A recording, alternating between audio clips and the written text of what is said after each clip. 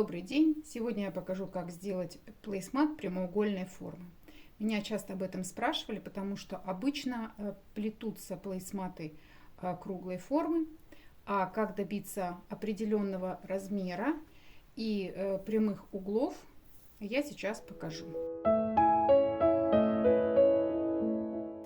Итак, если вам требуется такая циновочка определенного размера, например, для определенного подоконника или полки, то сначала делаем чертеж, ширина и высота в натуральном масштабе. Затем от этого угла в сторону центра ровно под 45 градусов вывести две линии с одной стороны и две линии с другой стороны.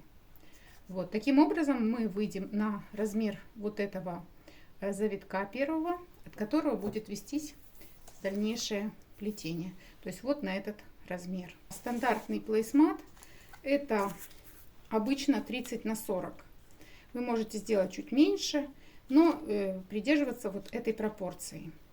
Для этого я подготовила бумагу в клеточку, может быть миллиметровка или вот такая вот бумага, картон, скотч, и будем делать заготовочку, потом еще разными цветами. Потом объясню для чего.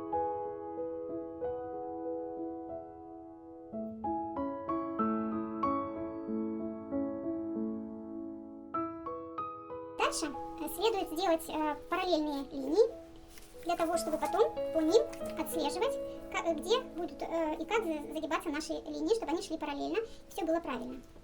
Обращаю внимание, что если сделать их одного цвета, то потом можно немножко путаться. Поэтому можно делать даже не так часто эти линии, и можно их сделать разных цветов. Дальше вот эту бумагу я прикрепляю к картону и сверху покрываю скотчем, для того, чтобы работать с влажным материалом без всяких проблем.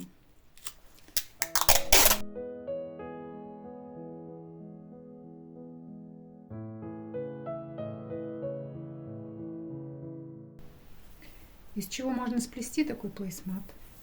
Здесь были использованы листья кукурузного початка.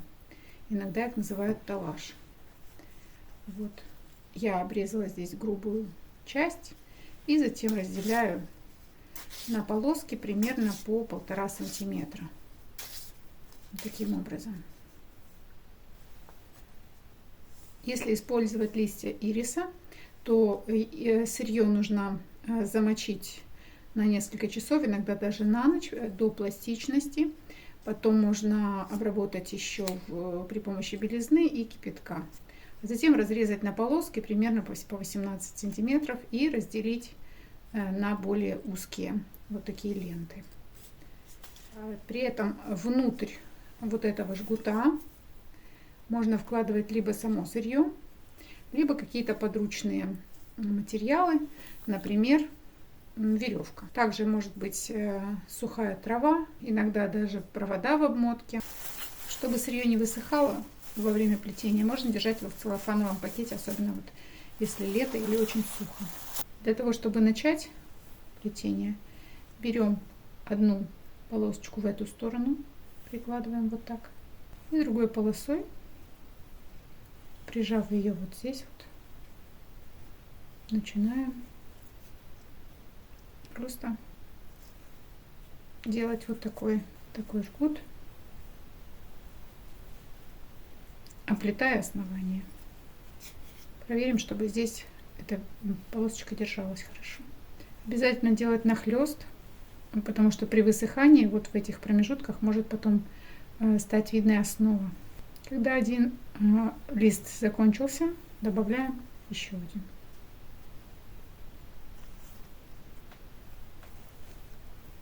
Когда вы доплели до конца, делаем небольшой запасик и поворачиваем. То есть будем сейчас плести в эту сторону.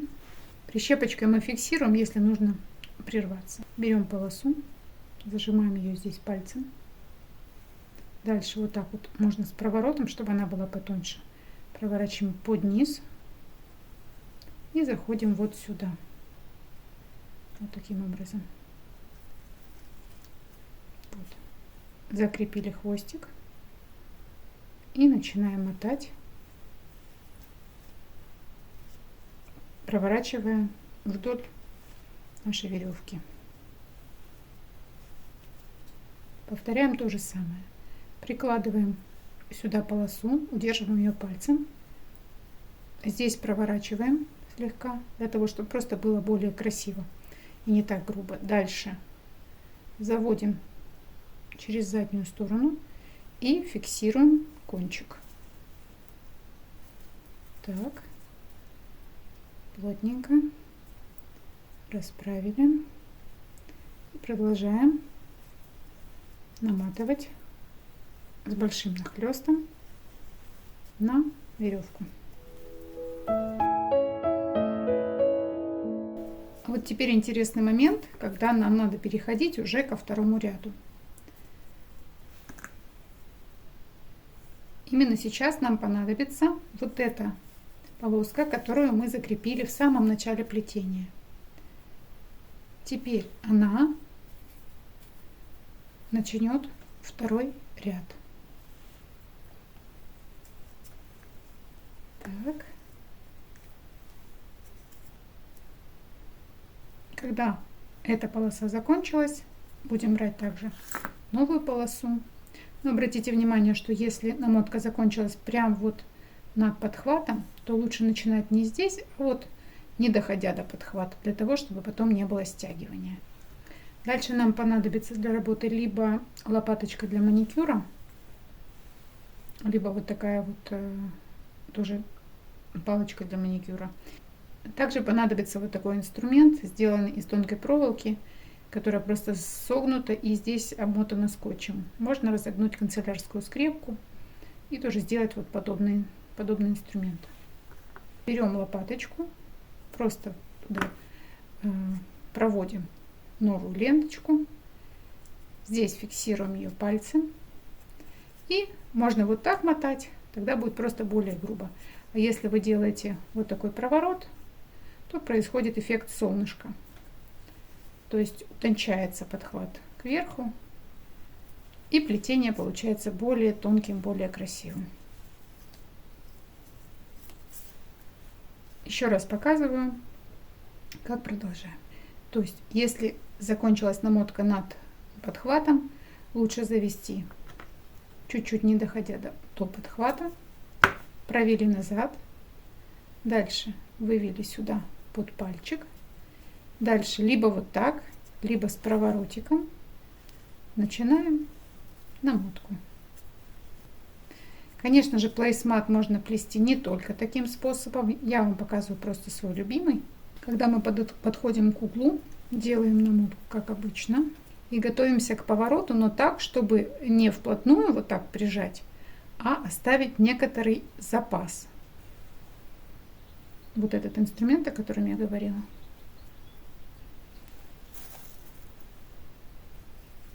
Так, заводим кончик, проводим.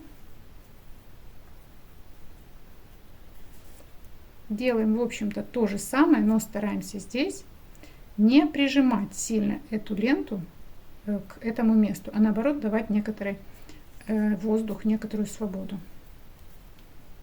Чем ближе к центру, тем сложнее сделать прямой угол, а дальше нам будет это удаваться все лучше и лучше.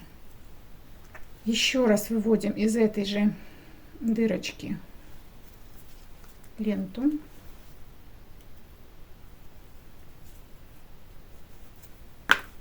Вот оно. Прижимаем. И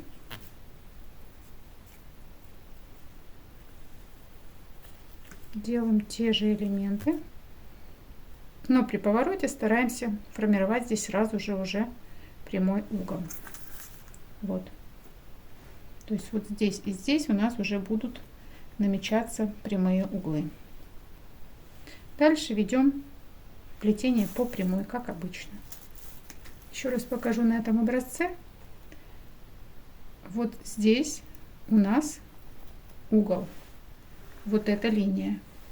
Поэтому здесь мы оставляем чуть-чуть больше воздуха и не прижимаем жгут сюда, а как бы его отстраняем немножко в сторону и делаем залом. Когда мы подошли к очередному углу, можно приложить здесь и сравнить с нашими линиями. Вот здесь у меня как раз по зеленой линии все хорошо совпадает.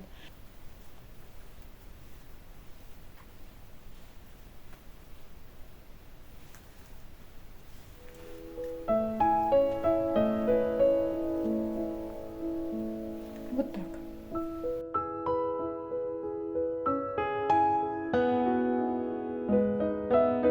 Чтобы вывести здесь под прямой угол, нужно вот таким образом сдвинуть эту полосу вправо. Вот такая площадка у нас получится по итогу. Вот такие прямые уголочки будут. Вот. А каким образом закончить изделие? Нет смысла заканчивать где-то здесь, а лучше обрезать веревку на косую в одном из углов и, постепенно подматывая ее, довести до края и спрятать кончики уже сзади. Таким образом вы получите вот такую красивую практичную вещь, которую можно мыть водой, моющим средством, даже отбеливателем. И потом достаточно просто ее хорошо просушить, и она будет служить вам долгие годы.